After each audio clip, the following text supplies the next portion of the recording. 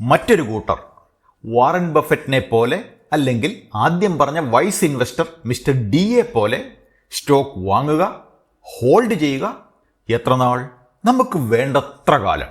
വില കൂടിക്കൊണ്ടിരിക്കും. നല്ല ഫണ്ടമെന്റൽസ് ഉള്ള കമ്പനികൾ ഏത് കൊടുങ്കാറ്റിലും പിടിച്ചു നിൽക്കും, വളരും, നമ്മൾ പ്രതീക്ഷിക്കാത്ത ലാഭം തരും. ഇവരാണ് ഇൻവെസ്റ്റേഴ്സ്. ഷെയർ മാർക്കറ്റ് ഈ രീതിയിൽ ആയിരക്കണക്കിന് കോടിപതികളെ സൃഷ്ടിച്ചിട്ടുണ്ട്. രാകേഷ് ജുൻജുൻവാലയെപ്പോലെ, രാധാകൃഷ്ണ ദമാനിയെപ്പോലെ. ഏതാണ് നല്ല സ്റ്റോക്ക് അല്ലെങ്കിൽ മ്യൂച്വൽ ഫണ്ട്? സിമ്പിൾ മറുപടി: നല്ല റിട്ടേൺ തരുന്ന സ്റ്റോക്ക് അല്ലെങ്കിൽ മ്യൂച്വൽ ഫണ്ട്.